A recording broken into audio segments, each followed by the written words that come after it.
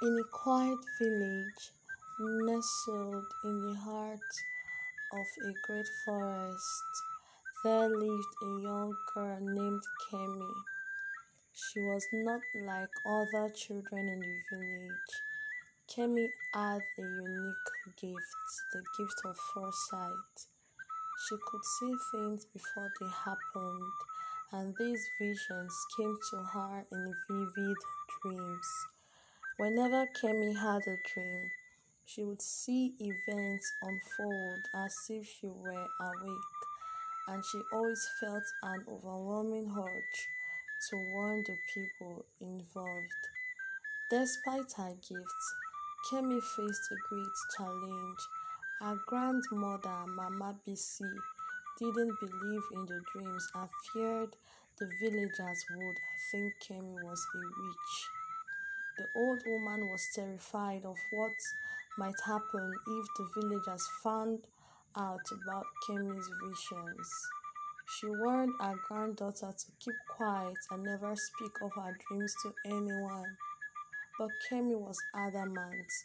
Each time she had a vision, she would tell her grandmother about it before going back to bed, hoping to be heard. She believed that if she could help someone, she must try, even if her grandmother disapproved. One night, Kemi had a dream that was more alarming than any she had ever experienced. She saw Babalola, a kind and gentle man who was loved by all in the village, being bitten by a venomous snake while he was at his farm. In the dream, she saw him collapsing on the ground, the poison spreading through his veins, leading to his untimely death. Kemi woke up in a panic and rushed to tell her grandmother, Mama, Babalola must not go to the farm tomorrow. He will be bitten by a snake and die. Kemi pleaded, her eyes wide with fear. Mama Bisi sighed deeply. Her heart heavy with worry. Kemi, I have told you to keep these dreams to yourself. The villagers will think you are a witch and they might harm you. We cannot tell Babalola or anyone else for that matter. Kemi's heart sank, but she couldn't let Babalola die. The old man had always been kind to her, breaking her rabbits from his traps whenever he caught some, and sharing stories with her that made her laugh. She couldn't just stay silent. The next morning, as luck would have it, Babalola came by to pick up some herbs from Mama BC. Kemi was outside sweeping the compound when she saw him approaching. Her heart raced, knowing this was her chance. Mama BC gave her a stern look, warning her with her eyes to stay quiet, but Kemi couldn't hold back. As Mama BC went inside to fetch the herbs, Kemi ran up to Babalola with tears in her eyes. Please, Babalola, she whispered urgently. Don't go to the farm today. Stay home, please, please. Babalola was surprised by the intensity in the young girl's voice. He looked into her tearful eyes and saw genuine fear. Though he didn't understand why, he decided to heed her warning.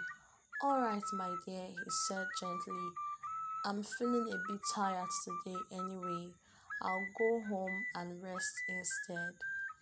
That evening, the village erupted in commotion. News spread that Musa, the village herdsman, had been bitten by a snake while leading his cattle across Babalola's farm. He had narrowly escaped with his life. Babalola, hearing this, was shaking. He realized that had he gone to the farm that morning, it could have been him lying there poisoned by the snake's bite. He couldn't believe that Kemi's warning had saved his life. That night, Kemi had another dream. This time she saw Iya Ibeji's twin boys in danger. In her vision, they would die if she allowed her co-wife to look after them while she went to the market. highlifeng.com. Startled and frightened, Kemi woke up and rushed to tell her grandmother. But Mama Bisi had had enough. She decided that it was time to silence these dreams once and for all. The next morning, she took Kemi to a powerful dibia in a neighboring village. The dibia listened to Mama Bisi's concerns and provided her with a necklace infused with potent magic. This necklace will make Kemi mute, the dibia explained. Even if she dreams, she won't be able to tell anyone. Mama Bisi was skeptical. She knew that if she brought home Kemi mute and with a strange necklace around her neck, people would ask questions. So the dibia gave her some herbs to mix into Kemi's food. These herbs would make Kemi so sick that she could easily convince others that her muteness was as a result of the illness. When they returned home, Mama Bisi followed the dibia's instructions. Kemi soon fell ill, too weak to speak or move. After a few days, when she began to recover, Mama Bisi placed the necklace around her neck. Within moments, Kemi regained her strength, but her voice was gone. She tried to speak, but no words came out. The necklace had taken away her voice, and with it, her ability to warn others.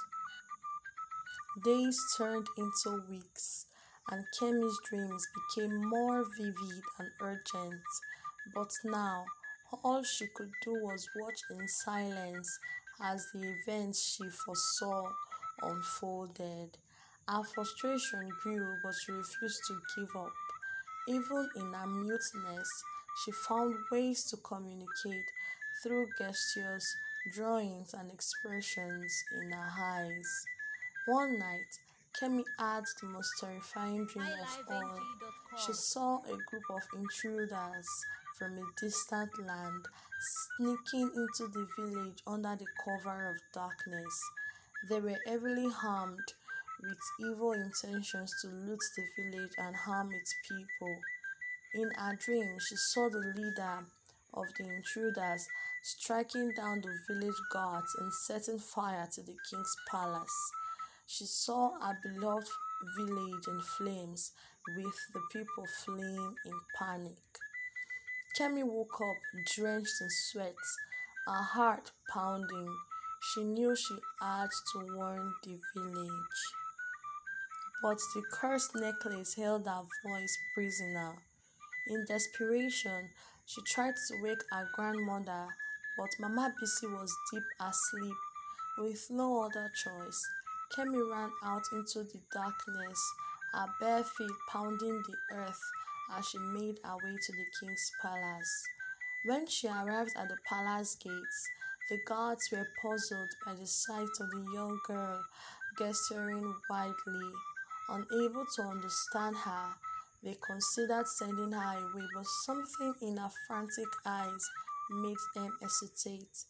One of the guards decided to take her to the palace elder, who was still awake, discussing matters with the king. The elder, a wise and kind man, saw the fear in Kemi's eyes and knew something was terribly wrong. He knelt beside her and said gently, "Child, I know you cannot speak, but show me what you wish to say." Kemi quickly grabbed a piece of charcoal and a scrap of cloth, drawing the terrifying scene from her dream, the intruders attacking the village. The elder's eyes widened as he understood.